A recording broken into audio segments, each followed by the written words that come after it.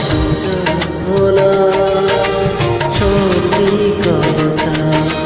মতো করে অবিরাম মিছে কথা বলা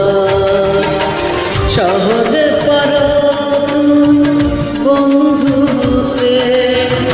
সহজে